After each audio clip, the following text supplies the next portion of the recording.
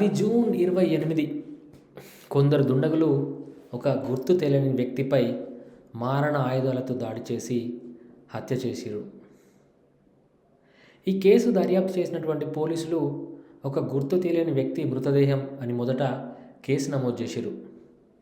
అయితే ఆ తర్వాత పోలీసుల విచారణ లోపల ఒళ్ళు గగ్గుర్లు పుడిచే నిజాలు బయటకు వచ్చినాయి. అసలు ఆ సంచలనమైన విషయాలేంటి, చనిపోయిన వ్యక్తి ఎవరు, ఆయనను ఎందుకు చంపేసిరు, పూర్తి వివరాలు ఇంట్రెస్టింగ్గా ఉండబోతున్నాయి. ఎక్కడ స్కిప్ చేయకుండా వీడియోని చూడండి. చనిపోయినటువంటి మృతదేహం ఎవరిది అనే కోణంలో పోలీసులు దర్యాప్తు స్టార్ట్ చేశారు.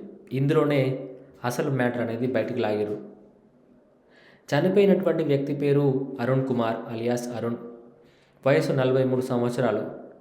ఈయన ఉండేది తలగట్టాపుర. జూన్ 28వ తేదీ రాత్రి 11 గంటలకు అరుణ్ను దారుణంగా హత్య చేసినట్టు పోలీసులు నిర్ధారించారు. హత్య చేసిన తర్వాత హంతకులు అరుణ్ మృతదేహాన్ని తలగట్టాపురలో ఉన్నటువంటి ఒక నిర్జన ప్రదేశంలో పడేశారు. పోలీసుల విచారణలో అరుణ్ హత్య వెనుక ఆయన భార్య హస్తం ఉన్నట్లు తేల్చి చెప్పారు.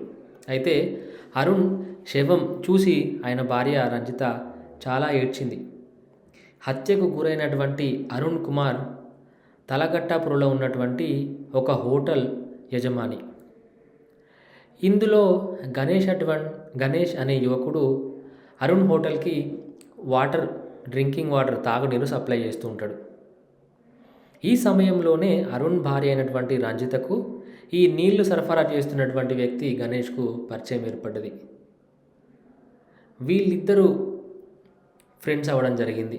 ఫ్రెండ్స్ అయిన తర్వాత రంజిత అరుణ్ భార్య గణేష్ ఫోన్ నెంబర్ తీసుకొని అతనితో చనువు పెంచుకొని రోజు ఫోన్లో గంటలు మాట్లాడేది.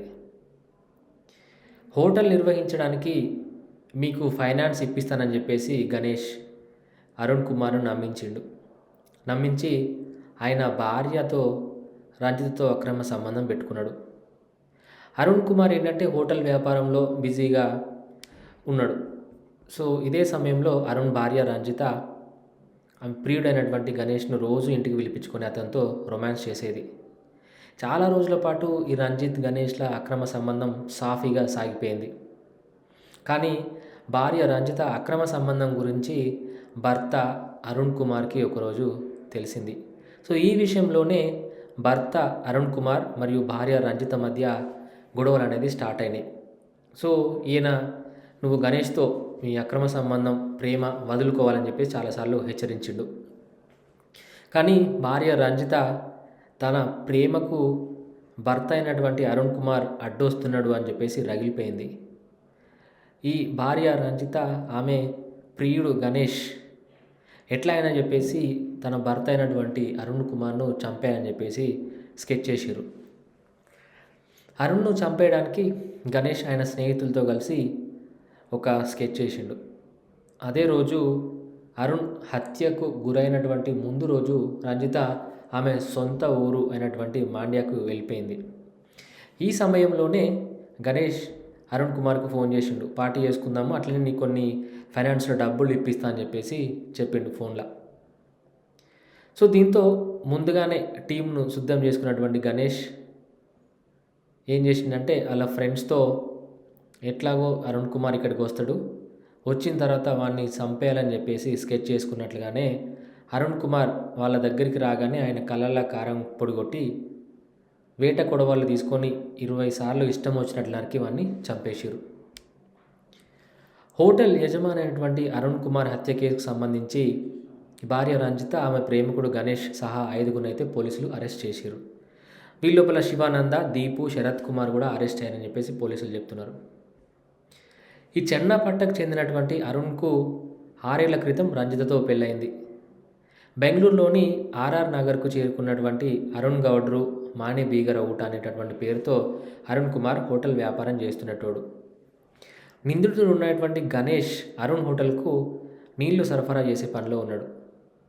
మృతుడు అరుణ్ కుమార్కు గణేష్ ఆర్థిక సాయం కూడా చేసిండని తెలిసింది. అలా అరుణ్ భార్య రంజితతో పరిచయం పెంచుకున్నటువంటి ఈ నీళ్ళ వ్యాపారి ఆమెతో అక్రమ సంబంధం పెట్టుకొని ఇంతకాలం పిచ్చాపాటిగా ఎంజాయ్ చేసిందని చెప్పేసి పోలీసులు అయితే తెలపడం జరిగింది. సో అరుణ్ కుమార్ను హత్య చేసిన తర్వాత ఆయన మృతదేహాన్ని ఒక నిర్జన ప్రదేశంలో గణేష్ మరియు అతని స్నేహితులచే విసిరి పడేసిర్రు.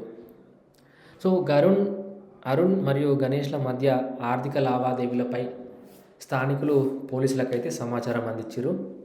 సో ఇదే కారణంతో పోలీసులు విచారణ చేపడితే అరుణ్ భార్య రంజిత అదేవిధంగా గణేష్ ప్రేమ కథ అనేది బయటపడింది. అరుణ్ హత్యకు డబ్బు, ఈ వ్యాపార లావాదేవీలు మాత్రమే కారణం కాదు, ఈ రంజిత గణేష్ల అక్రమ సంబంధం అసలు కారణం అని చెప్పేసి నిజాలైతే వెలుగులోకి వచ్చినాయి. అరుణ్ను హత్య చేసిన తర్వాత నిందులైతే దాక్కోవడం జరిగింది. సో ఇప్పుడు పోలీసులకు వీళ్ళందరూ కూడా చిక్కిరు. వీళ్ళందరూ ఇప్పుడు పోలీస్ స్టేషన్లో ఉన్నారు. సో ఇలాంటి మరిన్ని ఇంట్రెస్టింగ్ వీడియోస్ కోసం సర్చ్ లోకల్ ఛానల్ని ఇప్పుడే సబ్స్క్రైబ్ చేసుకోండి.